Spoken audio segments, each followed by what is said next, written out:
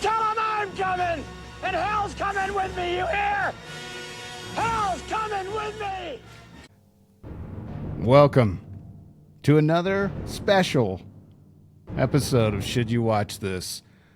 A special podcast review podcast of all our reviews of all the podcast reviews from 2025. This is a complete retrospective of 2025. We reviewed 19 movies, and we did this last time, but it was much longer. This is one episode. We're just going to go through 19 movies from 2025. I want to ask a couple questions. Why did the sack lunch call the priest out again? Did we give out too many golden buckets? Not sure why sack lunch is the sounding board for this, but here we are. So let's jump right in to our year in review of 2025. All right, the way we're going to do this, sack lunch, and also welcome back. Welcome back Thank to you. the show. It's been too long. You and I live busy lives. You're a popular podcaster, kind of famous. I live in another country. I have small children, even though I'm extraordinarily old. The video is different as well. I love it. I love watching both the shorts and the podcast with video. I think it's a welcome change.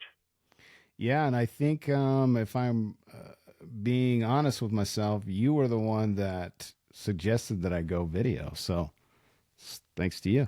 Hey, I mean, I also made the suggestions of breaking it into two parts. So I think, maybe I've earned the sounding board, okay? Okay, listen, that's why we're here. That's that's why we're here to solve these problems. Most of the time I'm always right, but we'll see. I will give you that the first review, I was very harsh on you leading into it, and I was pleasantly surprised that maybe you're not as loose with your golden buckets as I thought you were, but you may have regrets based on the list that I'm seeing, and we'll go through it, but I'm a little stressed just early on, but we'll see how you do. Yeah, but the caveat for the listeners is this. I pick movies because I want to see them, whether I haven't seen them or I love them.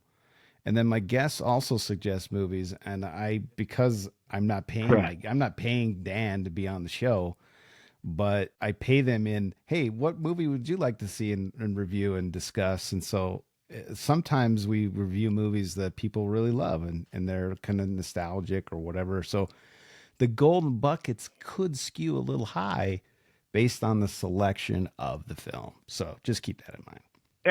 Absolutely. And I'm all about nostalgia. So I'll probably be a little cleaner with my critiques based on that, especially being that I got my ass kicked the last review. Like I feel like you beat me pretty handily. So I'm rooting for you here, but it does look like you were loose and fast. I think it wasn't. I didn't beat you handedly. I think it was like you won one episode because there were 3 episodes. You can go back and check them out if you think we're crazy. But one episode you won, and then I won one handedly, and then the other one was really close. So it was it was close. But you gave it to me. You gave it to me. I did. All right, let's start off with episode 245. Which was an episode with the sack lunch, the beekeeper. And I gave it a large bucket and you gave it a medium, but you said, I wrote this down in my notes, with a small packet of peanut M&Ms. Yeah, I mean, it's Statham, and it's kind of quintessential Statham. It's that medium budget action film that I feel like back in the day was always on TNT or TBS, like a Roadhouse type movie where you know what you're going to get with Swayze. And so I think the difficult part with this one, why it fell short from anything significant for me was, look, Statham has had some absolute bangers. And I wish that this was banger for him, but there was some cheesy moments in it. So I would say it's closer to a medium bucket than a large bucket, though. Yeah, I didn't give it a golden, and I feel like where is Beekeeper 2 is that's what I'm asking the question. Yeah, and I think that's the other tough part. As I look at it, if I'm putting this as a medium bucket, but yet I want to see Beekeeper 2, Yeah. like, because I do want to see Beekeeper 2, and I felt like we discovered that it was relatively successful, based on budget versus what it brought in. So Mhm. I'm surprised that we haven't seen a Beekeeper 2. Yeah, and the other thing is I've seen the films he's made in the last 2 years. He's pumped out a couple more, and they're like, you could have just done a Beekeeper, my man, but he didn't. Yeah, I was So just gonna say the same thing. Like I saw previews a few weeks ago, and I was like, "Oh, this has got to be Beekeeper 2," and it was something completely not Beekeeper 2. So yes, I actually agree with you there. yeah, I'm looking it up right now, and Statham has okay, so he had 3 films come out after Beekeeper. One is or no, one was a short, so 2 films. One called The Working Man, which easily could have been Beekeeper 2.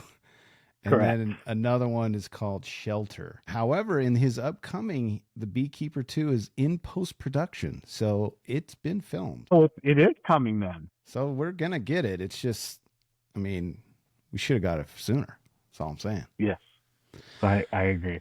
Okay. All right. Let's move to episode 250, which is Cobra from 1986. I gave it a large bucket, and we had Cole and Taylor on. Cole gave it a 4 out of 4 stars, and Taylor gave it 1,000,000,000 stars, but not 1,000,000,000,000 stars. They kind of have a really unique rating system. And I Yes, wrote I here, do. there was a lot of talk about Commando, which I love. And we Oh found yeah. out that I haven't seen Jingle All the Way and Last Action Hero in that odd. So a couple things with that. Commando, I haven't reviewed, which is a travesty.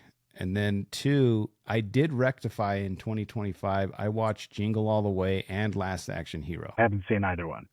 Jingle All the Way is not great, but I'm glad I saw it. Okay. There's some Okay. insane stuff in there, like with Sinbad is in it. Back when Sinbad was a thing. And Last Action Hero is pretty great. It's like tongue-in-cheek Arnold, and he's just kind of making fun of himself, and I think that's cool. So anyway, large bucket from me on Cobra. Cobra's awesome. Cobra's pretty cool. I mean, it's a man movie. It's definitely not a golden bucket. Yeah, I think you're clean there. I probably just because of, I mean, it's Stallone, it's 80s. It's when you could say things that you can't anymore. So Oh man. I I probably agree with your large bucket. Okay, good. Yeah, there's some there's some politically incorrect stuff in Cobra for sure. Yeah. Yeah, there's a lot of weird stuff in Cobra too. Like he cuts pizza, frozen pizza, with scissors, and then there's a lot of weird ketchup squirting on fries, and Brigitte Nielsen eats very weird, and they have this weird chemistry, and I think they were having an affair at the time. So kind of an interesting film there, but. Let's move on to episode 252, Boys in the Boat. This is our first should you watch this, should you read this. I have a book club. I'm part of a book club too, Oprah, okay? Yeah. And we read the book called Boys in the Boat, and then it just so happens that George Clooney directed the film, and it's pretty amazing. I gave it a large bucket. The 2 guys, JJ and Johnny, gave it medium buckets. I said large only because I had read the book. If you haven't read the book, I would probably agree that it's a medium bucket, but still highly watchable. Wait, you said you haven't read the book? No, we all read the book and then watched the movie and then did the pod. Okay, so what would you give the book? The same, a large bucket? Yeah, the book is really fun to read, and it's historical, but it feels like fiction. It feels like I'm reading just a novel, but it's like a historical biography, I guess, of these boys who rode in the Hitler Olympics and won. It's I don't really know what good. this is. Where do you find it? Just wherever you find books. Dan, do you read books? No. Okay, well, they're made up of pages. They're printed But out. but but the movie, where do you Oh, find the movie? Is it a Netflix movie? oh man, with streaming the way it is, I can't remember where it was at the time. I think it was on Okay. Prime at the time. But I don't know where you can find it now. I mean, that was back early 2025 when we watched it. So Yeah, I mean, look, I can't argue with you on this one because I don't even think I've seen a preview. So you get a pass on this one. it's good. I mean, if you read the book and watch the movie, you'll appreciate both. I think. And I know you live in Brazil and I still live in the United States. And I feel like for me personally, my patriotism isn't as great as it used to be of my country. But reading this and watching this movie really made me feel patriotic again. And that was a nice feeling. Yeah, I mean, look, you and I are never we never go down a political path. I mean, even as friends, we very rarely talk too significantly about politics. I think that the sentiment is shared by a lot of people, but I think what's important for you to remember and listeners to remember is that the reason that America has always had pride isn't because of where we were going. It's where we came from and what it took to get to where we are now. Whether or not where we are is where we should be, that's a different discussion. But I still have so much pride, whether or not we sent our military into situations that they shouldn't have been, or any other things that we've done. Those men and women still represent something, and they've always represented the bravery, uh, and they're going into it with the only thing in mind being to protect freedom for the United States citizens. And so I would challenge you to say, hey, look, I'm still extraordinarily prideful for what we've accomplished as a nation because it's something that's never been done before and will probably never be done again. Yeah. Well, and I echo what you're saying about I don't like bringing up politics in this show because that's not where it belongs, but it's relevant to this movie. I mean, it was Yeah. during a time when Hitler was reigning and they had the Olympics in Germany, so it was pretty wild what was going on at the time. So anyway, the atmosphere was interesting, and so check it out. I think it's worth a watch. All right, episodes. I'm gonna lump these together because I didn't know that they were called the Holy Trinity of Cage. So episodes 254, 256, and Wait, 258. I didn't know. Wait, you can't lump these in together. Yes, First you of all, can. You no, can, and we did, no. and people do, and they have done, and we are. Okay. Okay, but we're still rating them individually. Yes, but I just want Like to I would agree. Yeah, I would agree. This is the holy trinity of case. Like be, looking at it, absolutely. yeah, they came out all together, like back to back to back, and it was wild because he was coming off of a couple of movies that he was nominated for, and he just decided to go this other direction. And we know where Cage is now and where he's come from, and it's a wild journey. But these three movies are just a really interesting capsule of the late 90s that I didn't experience because I only watched The Rock. I had never seen Con Air and I had never seen Face Off. So it was a wild ride for me. And I say this, Wait, what? dude, do you not listen to the show that you're on sometimes? Hey, look, I try to listen to as much as I can. Okay, Easy. okay. I know. Well, listen, I hadn't seen Face Off or Con Air. And I said it multiple times in the show. I said, this is a gift for me. I was given a gift. I didn't know that this You existed. really were. And so watching it in 2025, it was like I was transported to the 90s. I was transported to this time, and I was just it was like eating a whole bucket of ice cream. It was amazing. Yeah. So I'm just Okay. gonna go. I'm gonna treat all three of these.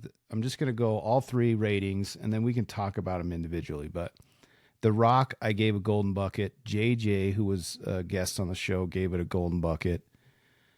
Con Air, again, I hadn't seen Con Air ever, and blown away. Amazing, such an amazing movie.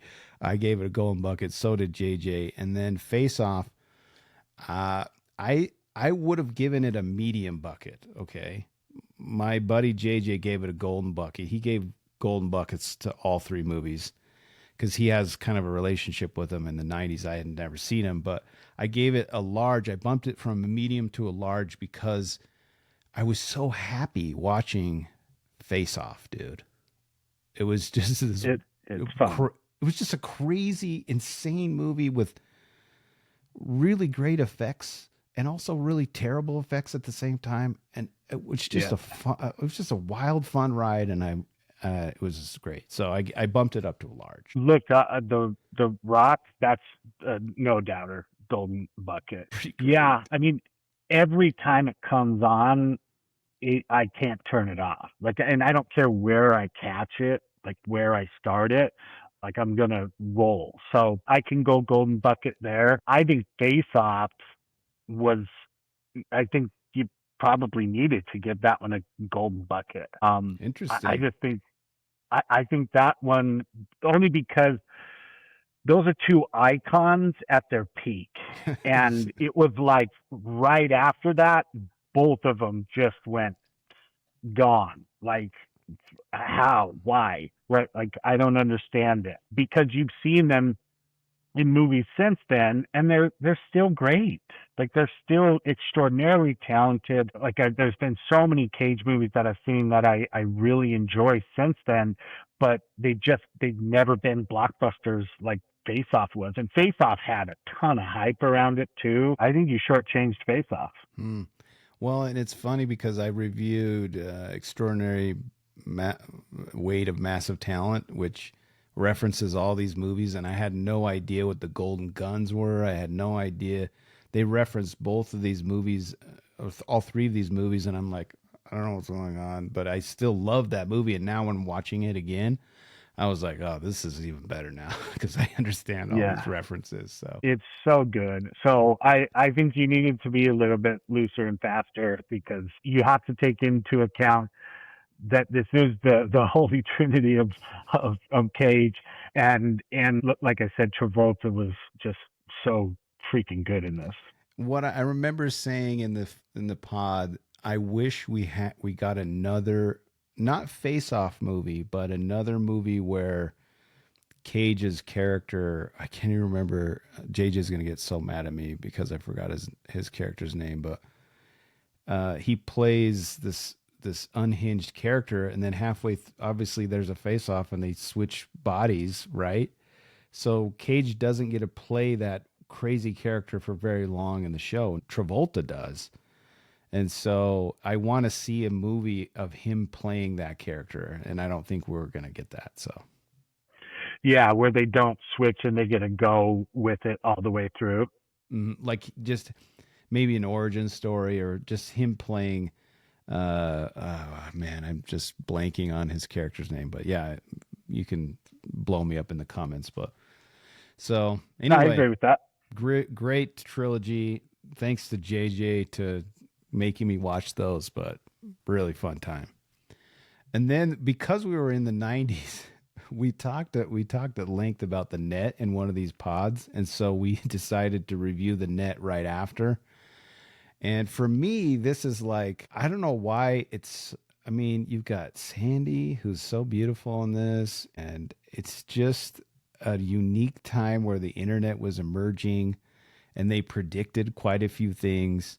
I gave it a large bucket, and so did JJ. I just have a soft spot for Sandra Bullock and the Net. I just love watching it. I could watch it right now. If we hung up, I could go watch The Net right now. Dude, I don't see that as a large bucket. I think you guys were reaching on that one. Look, Sandra Bullock, she's very hit or miss for me, but most That's of the fair. time I absolutely love her. But there's some times where you're like, God, did she even go to acting school? Like, what is she even doing? This is crazy. And I think The Net, she bounced back and forth between being a capable actress and being somebody that's confused on what she's supposed to be doing. The movie was good. It was absolutely watchable. Like, I would probably put every other movie on here ahead of that. I mean, you have to. People don't understand. Like, if you're watching The Net, which came out in '95, and you're watching it in 2025, and you can't try your best to put the '90s goggles on and just try to take it for what it was worth. Because yeah, most of these movies that you think were so great when you were younger, they're not that great, but they are. And I just think people need to give these movies a break. You know, it's like this is what happened back then, and it's yeah, it is silly when she's ordering pizza, but on the internet, but that didn't exist at the time. It was brand new. Like it was insane that they even predicted that. So that's all I'm No, saying. look, I do, I agree with you a lot. Like you and I often say, like, stop taking it so serious. But it's not that I'm comparing it to A Beautiful Mind or some of Yes. those absolutely incredible movies. I'm not. I know what it is, and even as it is what it is, I think it's still a medium bucket. And There's way too many movies that I would put ahead of this one. that's great. I appreciate that. But I'm keeping them Like large. like for instance, Broken Arrow. Like I would put Broken Arrow ahead of Net. I would much rather watch Christian Slater in Hey, Broken Arrow over the Net. let's not get ahead of ourselves here, okay? We're gonna get there. We did review Broken Okay. Arrow in 2025, Yeah. but all right, the next I forgot that we reviewed Trap. Yeah, tough Um, one. I was a tough one for me. I almost gave it a flaming bucket. I don't do that very often, but I bumped it Yeah, to a you really small. didn't like it. Yeah. And in my notes here, I said I'm out on Shyamalan. Night, Yep. night, M night. Keep your butthole tight is what I put. oh, I'm so glad you said that, and I didn't read it because clearly you can see my screen kind of goes in and out. So I'm trying not to turn left too much to read these things. So I'm glad that you just told me that you put it night and keep your butt on tight. Yeah, I'm just Uh, out on M night. Like it would take a lot for me to watch his next film based on but Trap. don't you feel like we have to confirm your outage? No, Because I'm no, still in on them. I'm out. I'm out unless I'm gonna. This is my rule on directors that I'm out on. I need three of my closest friends to say you need to watch this for me to come back to M Night. I'm out. I'm not. I'm just done. He's fooled me 4 or 5 times. I can't do it anymore. Yeah, but if I get a pick and I bring it in, you gotta roll. Yeah, you found a loophole here. I did. Absolutely. But yeah, it's gonna be tough for me to even say yes to that. But it was just not good. I just didn't like it. Look, let me tell you, I love Hartnett, and that was a kind of a big piece why I pushed it up to a medium bucket. Yeah, he did good. Um, I thought he was really really good. The ending really drew on. I hate when movies do that, but for me, you're already out on Shyamalan. Shyamalama Ding Dong. I That's need one more.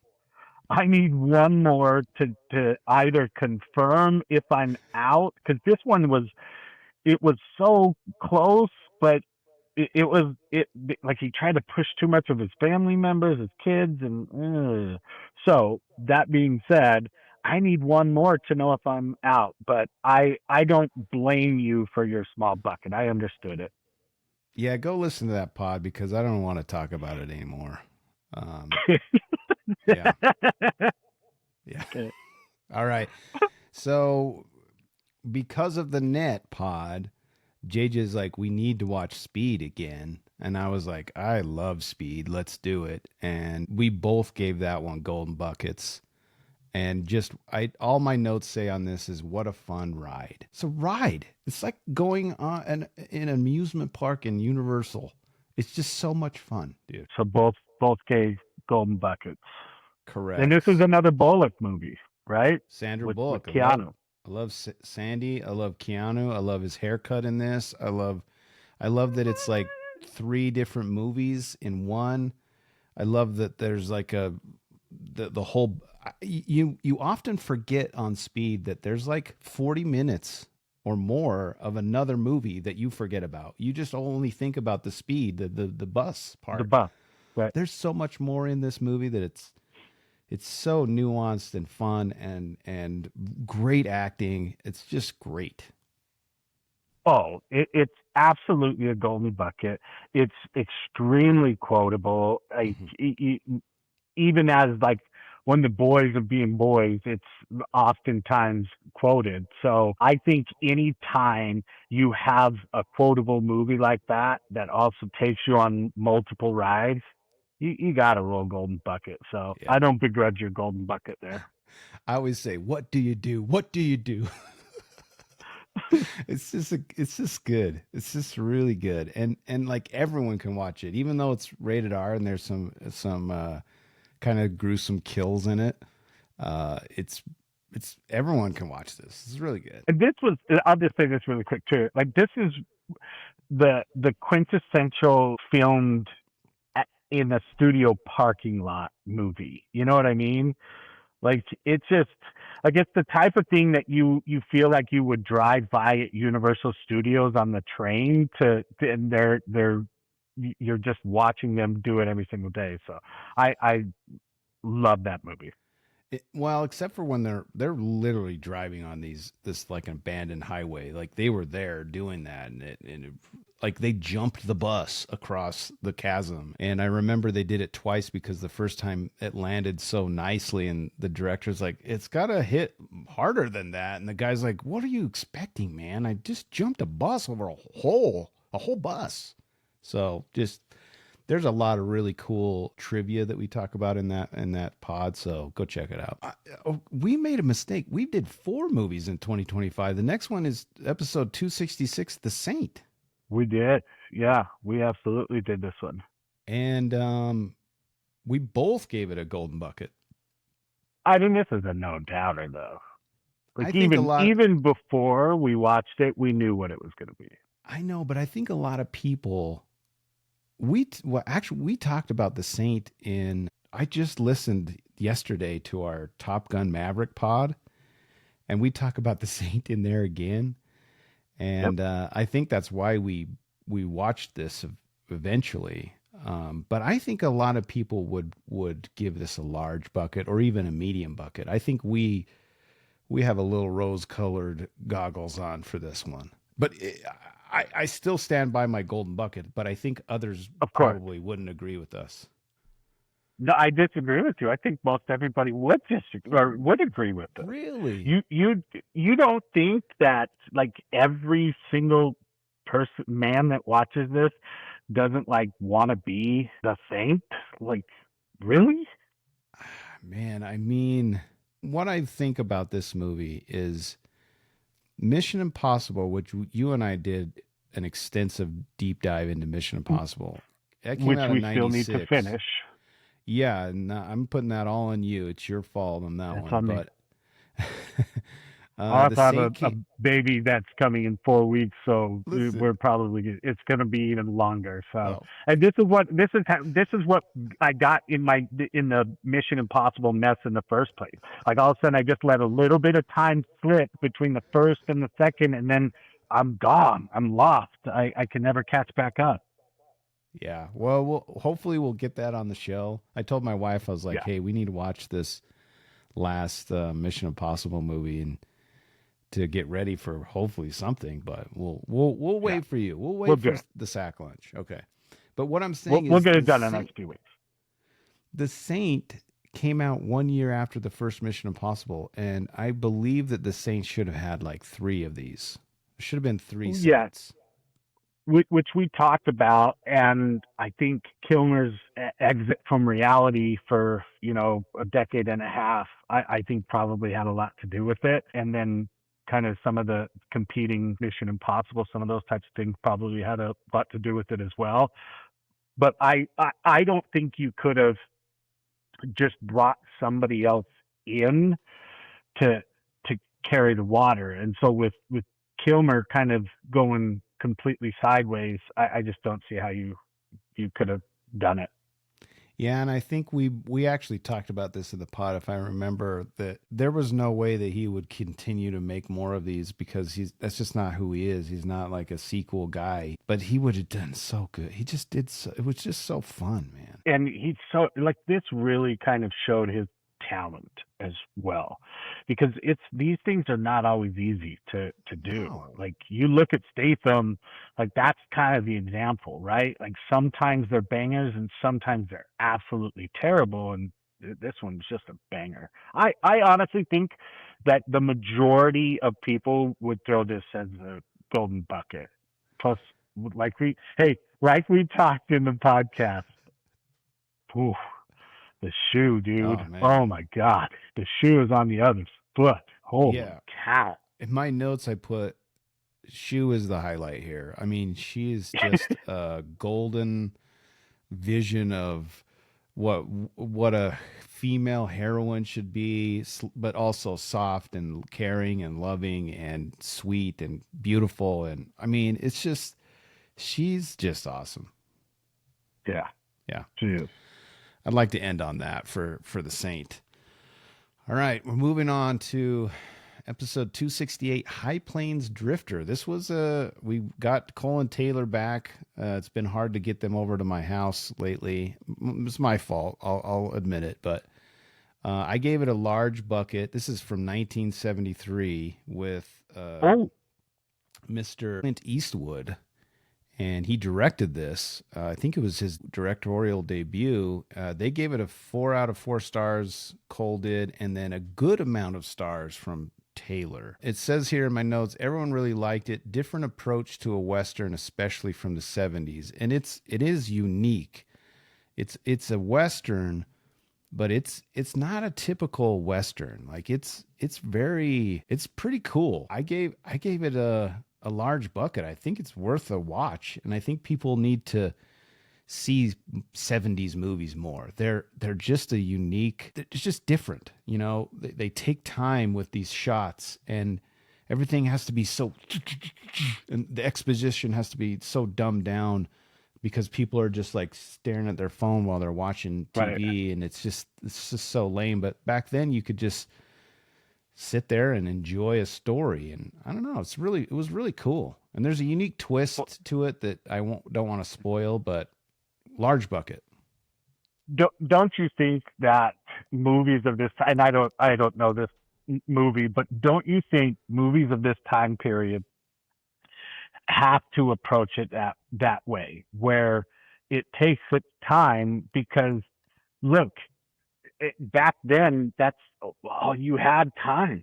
Like you had more time than you could ever even imagine, right? I hate to say just how great it was growing up in the 80s and 90s, because the world was so much slower then and more manageable then.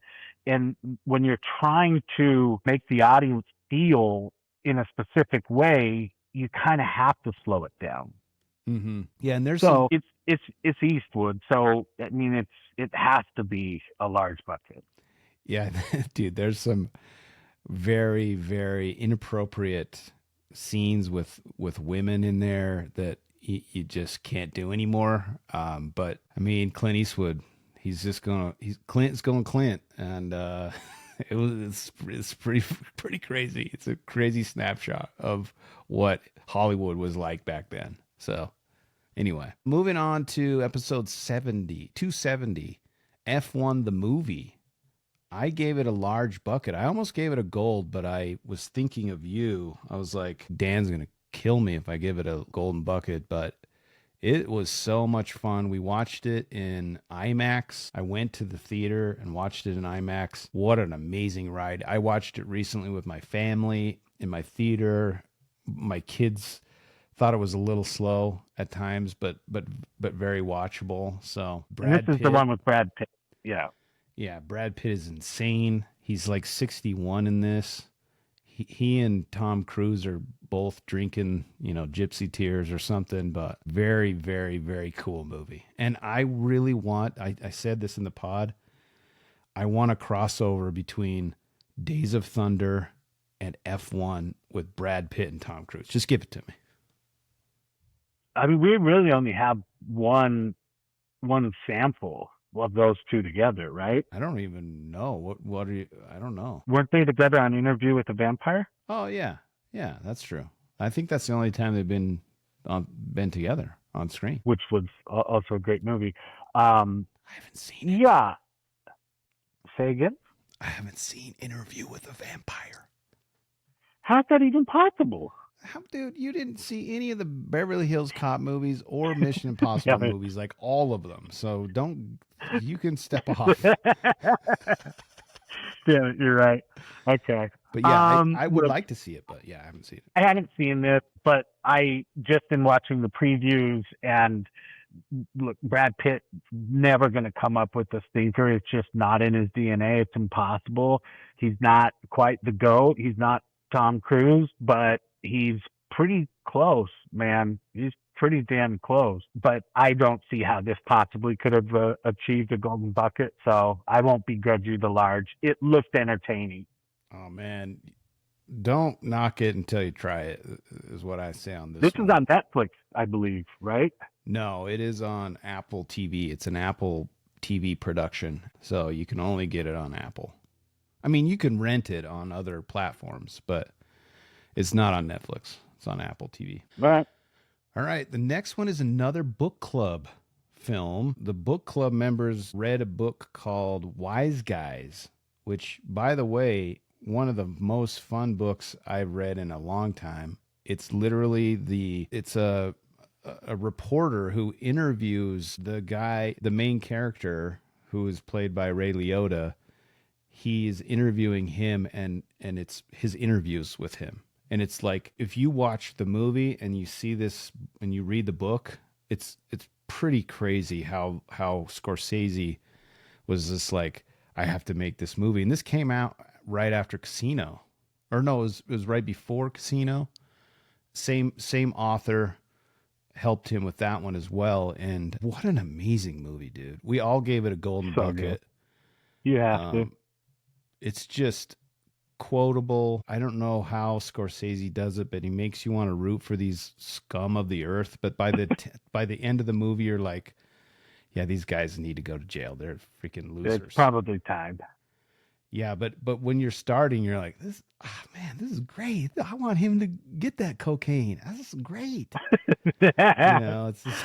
the saddest thing about these types of stories is like, if these people could just hit that level and then stop, so many of them, could probably redeem themselves, but it's just, it'll never be enough for those types of guys. And I've heard and on documentaries and different things that kind of attributed to the different parts of that kind of motivated this movie. It's absolutely wild. It's wild. The only way that these people could have gotten away with it was because it was back in the 70s and 80s that all this was happening. You know what I mean? Like, there's no way they can get away with this stuff today. Yeah, not even close. Yeah, the Lufthansa heist, the amount of murders. You could just go murder someone and no one would know about it. You could just shoot somebody and hide the gun and bury their body and no one's going to find. No, you could kill so many people. But now it's just not possible. And for like going into a deep dive about how this movie is made, they had so much mafia help, and these guys gave out fake Social Security numbers to get paid, and the checks never got cleared because they were in the movie. These mafia dudes were in the movie and they got paid, but not really got paid. And I mean, it's insane how these movies get made. Yeah. But unbelievable. Classic. Let's jump from a golden to another golden. Tombstone. This is with the sack lunch. And that's why I played that Tombstone clip at the first, because what an amazing film that was. I mean, Kilmer, again, he made the movie. Like, wouldn't you agree that he probably took the movie to the golden bucket? Like, without Kilmer, especially that toward the end, don't you think that's a large bucket movie? Yeah, if he's gone, I mean, we talked about in the pod, go listen to it, but we talked about how much it was plagued by rewrites and directors getting fired, and Kurt Russell really stepping up to take over and help get the movie made. But competing against Wyatt Earp, and Wyatt Earp was going on at the same time, and Costner being kind of a biatch about like stealing all the costumes. And then if you take away Val Kilmer's performance, definitely not a golden bucket anymore. What is your notes? I thought going into it, yeah, I said after not seeing it for a long time, it was going to be a large, but nope, gold through and through. Yeah, easy. Yeah, I mean, there were moments where I literally was pumping my fist. I stood up once and I was like, yes. It's just a dude's movie. It's a guy movie. My wife, we started it for like 15 minutes and she's like, I'm out. And I was like, yeah, that's fine. I get it. But do you know what sets this apart, Chris, is you know how earlier I said, if that's on, I'm watching it. Like, I'm going to catch it at any time. Tombstone is that, but beyond. What I mean by that is, if you got the time and all of a sudden it's on and you watch it for 2 minutes, you're like, nah, fuck this. I'm watching the whole thing. I'm going back to the start and I'm watching this whole thing. Correct. Yeah, and if you don't own it, you would just go find hopefully you have the physical media and you just pop it in and start it from the beginning, because it's just so great. Yeah. All right, we've got a couple more left. I just want to make note that in 2025, we started a new series called Behind the Reel, where we interview directors. I've been approached by quite a few lately. Again, I'm not interviewing Steven Spielberg, but these are some indie directors and some that have won Oscars. So there's three so far in the show, but we'll skip one. Is called Behind the Reel with Anthony D'Ambrosio. It's a movie about a Catholic saint. And then there's another one with Steven Bernstein. He talks about his book and a movie that he's making. And also he talks about his time on Monster, where they won an Oscar for that. And he's directed some crazy movies like White Chicks. It's just across the board. So it's just a really cool interview with him. So go check those out. But we're going to move on to episode 276, Broken Arrow. We talked about it earlier in this show. I gave it a medium. My buddy JJ also gave it a medium. And we watched this because of the trilogy of Cage. And I think JJ liked it way more than me. It was nostalgic for him, but I barely gave it a medium. It's really fun to watch. And it's super fun to watch with like a bunch of buddies. But it's not that good, dude. It's not that good. Okay. First of all, Christian Slater, he's tough. He can be so good, and then he can be so bad. But some of this was filmed in Utah. We're Utah boys, man. Like, I know. I took that into consideration. It's just that's what puts it to a medium. Look, it's probably still the type of movie. Yeah, it's still the type of movie that I'll always watch. Like, if it's on, I'm gonna watch it. Like, it's cool like that. So I kind of feel like you can't give this a gold, dude. You couldn't. No. Okay. No, okay, certainly okay. not. Certainly not. I think if I watched it again, I might tend to agree with your medium, and that worries me because my palate has been refined, and when the acting performances are brutal, it stands out a lot more now than it did when I was younger. So I'm fearful that I maybe I shouldn't go back and watch it and just No, hold on to the fact that I love it. I disagree. I think you should go back and watch this. And I'm telling you right now, medium buckets are not recommendable. Okay. Sure, sure, agreed. It's a terrible movie, but it's so fun to watch how terrible it is, and the action is amazing. John Woo does a great job. All the kills are amazing. We get a crazy one of the screams audio clips of the scream that the guy's falling out that they reuse in many other movies. It's the that one guy, the Howie scream. Yeah, he falls out of a Football player. yeah, the football player. He falls out of a train, and his voice. It's just great. So and Travolta's overacting and terrible, but it's also very fun to watch. There are bad movies that are great to watch. This is one of them. Yeah. Okay. Yeah, it did surprise me a little in Medium Bucket because I just remember loving that movie. But like I said, I don't think I'm completely surprised that it's a Medium Bucket. But I would watch it again. That's the thing. That's the hard part about these movies is I would watch it again. Yeah.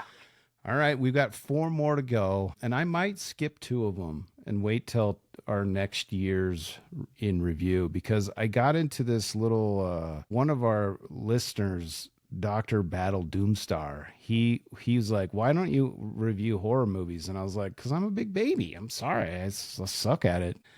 He's like, "You need to go watch Halloween. Please just do that for me." And I was like, "All right, all right." So me and Dr. Dare watched Halloween. What a fun time that was. We both gave it a golden bucket. I was terrified. I had nightmares. I watched it the wrong way. I watched it in the dark by myself while I was kind of sick. I had like a fever. It was terrible. But you watched it as a child, right? No, I had never seen Halloween ever. Really? Oh. So that pod was really fun to record too because I had never seen it and I gave it a golden bucket. I know why people love it. It's just a great movie. I think that if you take it for what it's supposed to be, a horror film, right? Like again, it's not a beautiful mind. Like No. it's never going to be that. Any movie that can make you uncomfortable, I think deserves and to this level of discomfort. I won't say that this is the scariest. I would actually say there's oh my gosh, what's Leatherface? What's that? Oh, Chainsaw, Texas Chainsaw. Massacre. Yeah. Oh, I There saw was that one. but there was one back in 2001 that shook me, that I almost had to walk out on. I watched it since and it wasn't nearly as bad. I don't know what was going on there. But this one definitely, and I watched it when I was like 12 or 13 years old. So it shook me then. Yeah, it's weird. It's interesting about these horror films from a guy who doesn't watch horror films. There's this atmosphere that is created by the score. There's this atmosphere created by a horror villain who doesn't run at you. He's just walking and it's still terrifying. And you see him off in the distance and then you're like, did I see him? Oh no, he's not there. But then he's there. And then it's just and they did this on a shoestring budget. It was like $100,000 or less. And early Jamie Lee Curtis. Yeah. Launching Jamie Lee Curtis's career, and what an amazing actress she is. But yeah, it's just freaking awesome. Great movie. The way that it builds your anxiety, and you need a good score to do that. But the fact that, to your point, the fact that somebody walking not at a pace that's significant by any stretch can make you feel that anxious. So anything that's going to evoke those types of emotions and feelings, I think you have to give it a golden bucket and understand what it is. Yeah. All right. The next one is another book club book / movie review. We reviewed Once Upon a Time in Hollywood, but we also read a book called Chaos about the CIA in the 70s. And book it's tough. It's a good read, but also tough because there's not a lot of resolution in the book. but they referenced the murders, the LaBianca murders with Manson, and so we thought it'd be fun to tie it in with a review of Once Upon a Time in Hollywood. Unfortunately, the two other members of the book club, we scheduled it and only one showed up. So I'm calling you out, Judd and Johnny. Thank you for not coming. But JJ, Judkins? his name is Judd Bateman. I just doxed him. Sorry, buddy. Come on, maybe I'll bleep that. But yeah, he didn't show up. Actually, he showed up to, this is a funny story. He showed up to the pod and I was like, hey, we're reviewing Once Upon a Time in Hollywood. Ready? And he's like, oh, I've never seen that movie. I'm like, what is your problem? What are you doing? And we just kicked him out. We just said, you can't join. You can't talk about a movie you don't watch, you dippy. So he's out. But I gave it a golden bucket. JJ gave it a large. I love DiCaprio so much. And I love Brad Pitt almost more in this, and them together with the dog and everything. It's just Quentin Tarantino at his peak, man. So good. I wouldn't say at his peak. I would say at his best for sure. I think when he could be who he is, that's when he was at his peak, but he's got a governor put on him now. You know what I mean? He's got way too many restrictions for him to be at his peak. Look, was this an awesome movie? Absolutely. Entertaining. There were funny parts, surprising parts, like just head shaking constantly throughout the movie. A great movie, but not a golden bucket. It's not something where I'm like, oh my gosh, I need to watch that movie again. It never occurs to me to watch it again. I almost put the poster up. I still have my Scream poster, which we'll get into in a second. But if you're watching this on Spotify, but I love it. I disagree. It's such a great movie, and I love that it's long. I love that his attention to detail. I love the dialogue. I love the acting. It's unbelievable. And I could watch it over and over and over. Yeah. No, I don't think it's fair. And I think you have to lose this argument based on your guest, David Alarge, as well. Well, you guys are all wrong, and it's my show, so suck it. And so here's where I'm at. I think we might need to stop here because Dr. Battle Doomstar. No, I think we lump him in next year. Yeah. Yeah. So he asked me to review some more horror films. So I asked my buddies, I'm like, hey, any horror films you guys like? And Scream came up, and I was like, there's going to be a Scream 7. What? And I didn't even know there was a second Scream. I knew more about the Scary Movie franchise than I did about I didn't know there's that many Screams. No idea. What an amazing ride. I never thought I would like this franchise as much as I did, but we'll really? Yeah, we'll put all 7 of these into 2026, but these are very fresh for me because I just finished the series, and I did multiple episodes a week, which I shouldn't do ever again because it's just too much work, but what a fun time. So go listen to those, and we'll talk about those next time with Sack Lunch. Yeah, so absolutely. That's it for 2025. I think you did good in 2025. I think it was reasonable. I don't think you were loose and fast with the golden buckets. I think you stretched on a couple of ratings, but I think you've settled. Yeah, you disagreed with me on Face Off. You disagreed with me on Broken Arrow, and then on Once Upon a Time in Hollywood. The rest of you agreed with me. Yeah, I think you were spot on all the way through. Yes. Because even my disagreements, like they're not egregious. Whoa.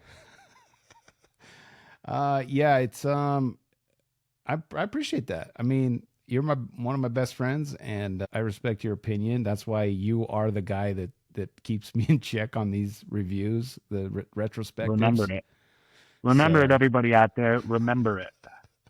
But I want to go out. I'll come for every of you, every last one of you. Well, is there any parting thoughts, Sack Lunch, other than the fact that we still need to do our Mission Impossible finale? Because I think there's no more. My buddy JJ thinks there's going to be way more Mission Impossibles. I think we're done. I think that's it. I think we're done. I think we're done. I don't think there will be any more. I still haven't watched it, so I saved it. Have you? But you've watched it, Oh yeah, I went to the theater. I watched it in the theater for sure. which I wanted to, because the last one before this one, I did a date night, and I don't get many of those these days, and so I was really trying to go to the theater, and every single time we had it set, something always comes up. It's crazy. Everybody that watches you knows how big of a fan I am of you as a human being and what you're doing here, and I always have to say it, but I think adding the video to all of this, it it helps me connect on a different level, and I hope for all the watchers that they're now also able to connect on a different level, because I think it brings such a cool element to things. It's probably going to be very weird for me to watch myself for the first time. I don't know what that was like for you. That will be very interesting. But man, I just love the growth. I love how you continue to do your thing with this, and continued success, brother. Well, I appreciate that. I love compliments. Please keep complimenting me all the time. I'm a narcissist, so being on video, to your point, like this is great. I love listening to myself. I love watching myself. It's that's why I did this. But like my family even knows that they'll come around the corner and they're like, "Who are you talking to?" And I'm like, "Myself." Like I'm literally talking out loud to myself. I'm having a conversation. Right. So, yeah, it's a joke even in my own family. But yeah, I love doing this. I'm not making a ton of money, but I am making a couple bucks now, which is kind of cool. But The boy. yeah, it's been fun, and it's just a really nice way to connect with friends and people that I care about, and also now with people reaching out to me to do interviews, I'm going to do one with a horror. Ironically, because of all the horror movies I reviewed recently, it's an author who wrote a horror book, and I'm reading it right now, and I'll be on the show in a couple weeks. So look for Oh, that. you do a great job with that, by the way. I don't know if you've gotten much feedback on those, but they are great.